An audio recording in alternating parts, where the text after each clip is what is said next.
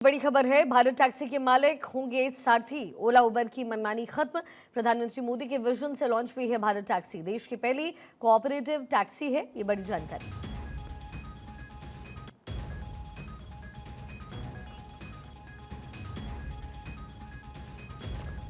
देश की राजधानी दिल्ली में गृह मंत्री अमित शाह ने भारत टैक्सी के ड्राइवर्स से मुलाकात कर एक नई शुरुआत की है। इस खास बातचीत में उन्होंने टैक्सी चलाने वालों को सिर्फ ड्राइवर नहीं बल्कि इस सर्विस का मालिक बताया। 5 फरवरी 2026 को लॉन्च हुआ ये प्लेटफॉर्म भारत का पहला cooperative based ride hailing app है, जो ओला और उबर जैसी बड़ी कंपनियों को सीधी टक्कर देने के लिए तैयार है।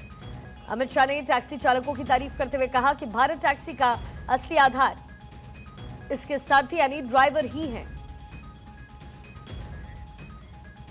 ये जो कंसेप्ट है वो ये है कि जो श्रम कर रहा है, जो मेहनत कर रहा है, उसी को मुनाफा मिले, किसी सेठ को न मिले। अब आप भारत टैक्सी का विचार क्यों आया? ये जो आपने कहा ढेर सारी कंप्लेंट्स आती थी, 30% कट जाता था, कोई सर्टेनिटी नहीं थी, कोई सुरक्षा नहीं थी, ब्ला ब्ला ब्ला, जितनी भी कंप्लेंट्स हैं वो, इसका निवारण क्या? वो जो कंपनियां हैं, वो कंपनियां चलाने का उद्देश्य मालिक को धनी बनाना है। मेरी बात सच है या नहीं है? हमारा भी उद्देश्य मालिक को धनी बनाना है। फर्क इतना है कि मालिक आप हो। आप मेरी बात समझ रहे हैं? सिर्फ 500 रुपये आपको इन्वेस्ट करना है। 3 साल के बाद क्या होगा? भारत टैक्सी 1 रुपया कमाएगी। मानो भारत टैक्सी 25 करोड़ रुपया कमाई, तो 25 करोड़ में से 20%, 5 करोड़ रुपया, ये भारत टैक्सी के अकाउंट में आप लोगों की पूंजी के नाते जमा हो जाएगा। और 80% पैसा किसने कितना किलोमीटर टैक्सी चलाई इसके हिसाब से वापिस आपके अकाउंट में डाल दिया।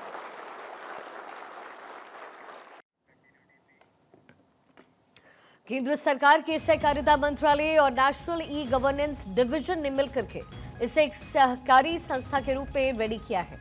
इसका सबसे बड़ा फायदा यह है कि जो भी किराया यात्री देंगे वो सीधा ड्राइवर के खाते में जाएगा।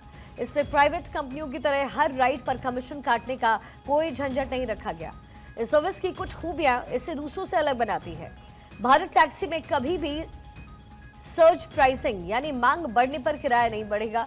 साथ ही इसमें ड्राइवरों को कंपनी के शेयर्स दिए जाएंगे, जिससे वो इस सिस्टम के हिस्सेदार बन सकेंगे। बातचीत के दौरान ड्राइवर्स ने भी गृह मंत्री के सामने अपनी खुशी जाहिर की और बताया कि कैसे इस नई व्यवस्था से उनकी कमाई बढ़ेगी और उन्हें बिचौलियों से आजादी मिलेगी।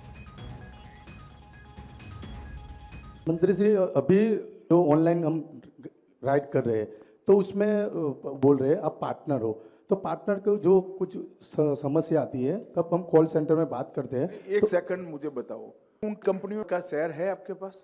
नहीं है सर। तो कैसे पार्टनर हो गए? सर वही बात लोग पार्टनर बताते हैं। वो पार्टनर नहीं है, सर, छलावा कर रहे हैं। सही है आपके सर। तो सर भारत टैक्सी हमको बोल रही है सारथी आप मालिक हो, तो सर हमको मालिक का हक कैसे मिलेगा? मैं बताता हूँ। भारत टैक्सी में अभी हम सब छोटा छोटा काम करते हैं, सारथी है। हमारे पास इतनी पूंजी तो है नहीं कि इतना बड़ा कंपनी खड़ा कर दे। हमने अभी भारत की 5 बड़ी कोऑपरेटिवों को मिलाकर ये खड़ा कर दिया। अब जैसे आपकी संख्या बढ़ती जाएगी, जो सारथी इसमें पार्टनर बनना चाहता होगा, कंपलसरी नहीं है, आप बनो ना बनो आप पर निर्भर है। 500 रुपये का अगर आप शेयर लोगे तो आप इसके मालिक हो जाओगे। आप मेरी बात समझ गए? फिर जब भारत टैक्सी का बोर्ड ऑफ डायरेक्टर का चुनाव होगा, तब इसमें कुछ सीटें सारथियों के लिए भी चिन्हित रखी। जैसे अभी भाई साहब बोर्ड ऑफ डायरेक्टर में आ गए, तो वो आपके सारे हितों की चिंता करेगा। अगर भारत टैक्सी